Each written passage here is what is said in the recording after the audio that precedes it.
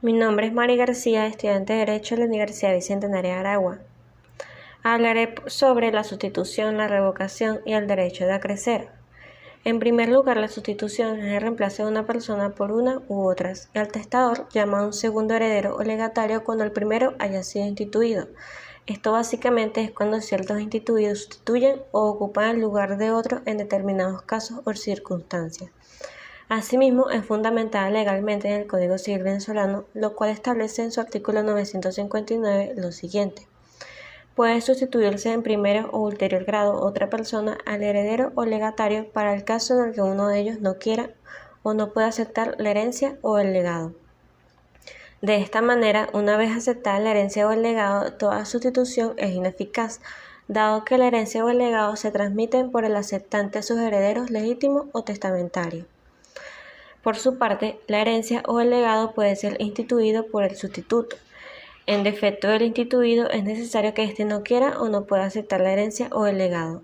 De igual manera, se sostiene que el llamado del sustituto puede ser directo o indirecto. El primero es hecho únicamente para el instituido y el sustituto. La sustitución indirecta, también llamada sustitución fideicomisaria, se produce cuando el testador ha nombrado heredero o legatario y les impone a estos últimos la conservación de la herencia o legado y transmitirla a su muerte a otro u otras personas designadas por el testador. Haciendo énfasis en las clases de sustitución, estas pueden ser sustitución vulgar, la cual es una persona a la que se le es llamada a la herencia o el legado en grado ulterior al del otro instituido. Se designa al beneficiario de la herencia o el legado para el caso del que el primeramente instituido, al efecto, no pueda o no quiera aceptar la herencia. Por otro lado, la sustitución fideicomisaria, que básicamente consiste en aquel llamado a la herencia o al legado para cuando fallezca la persona primeramente instituida.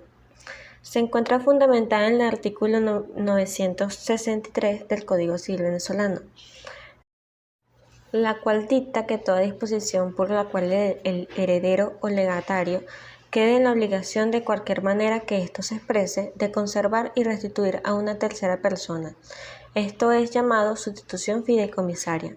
Y por último, la sustitución pupilar, la cual es el derecho que la ley otorga al padre y a la madre de disponer por testamento en nombre de su hijo incapaz de testar, para el que el supuesto que muera adoleciendo de tal incapacidad se beneficie, y siempre que no tenga herederos legitimarios ni otros parientes cercanos.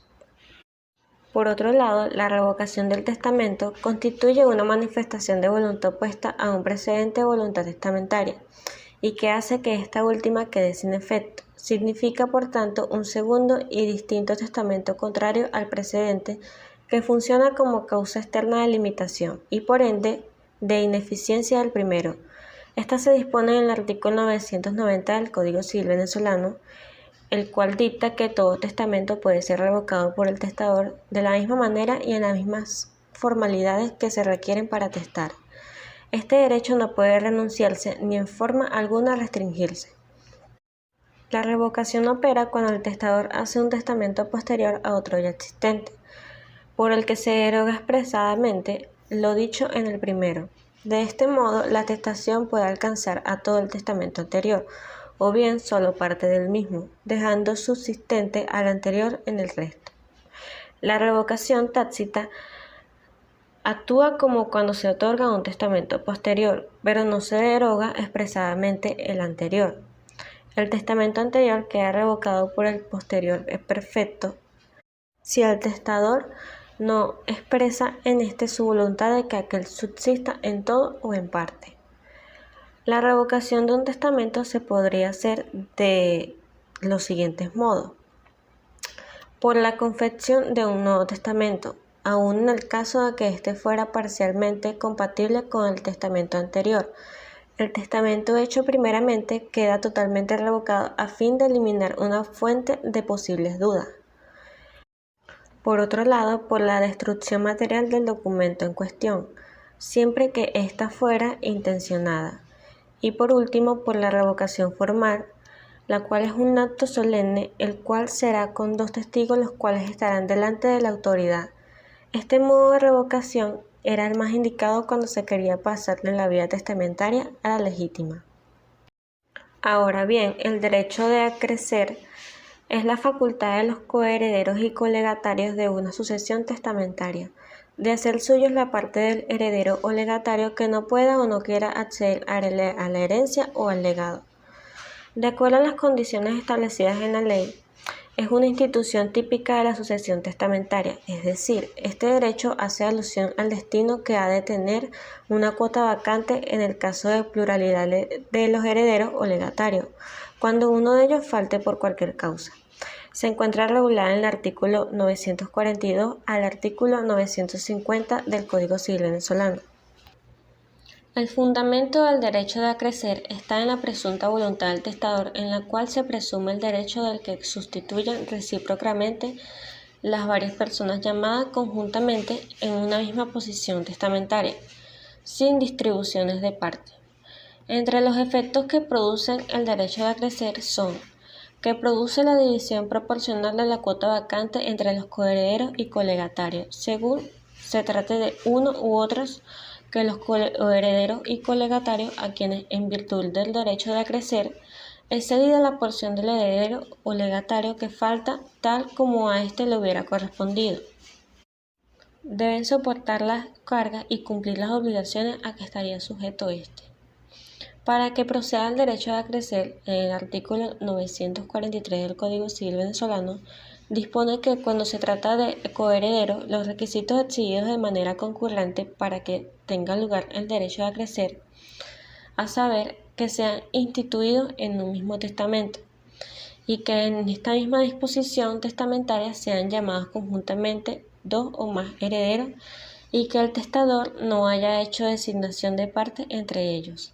Esto es mediante una disposición y sin destrucción de parte. Y por último, los requisitos de procedencia del derecho de acrecer. Primeramente, es necesario que una de las mismas disposiciones testamentarias sean llamadas conjuntamente dos o más herederos. Por otro lado, tampoco opera el derecho de acrecer si el testador ha hecho distribución de cuotas, pues en este caso cada heredero es instituido por la parte que se le asigna.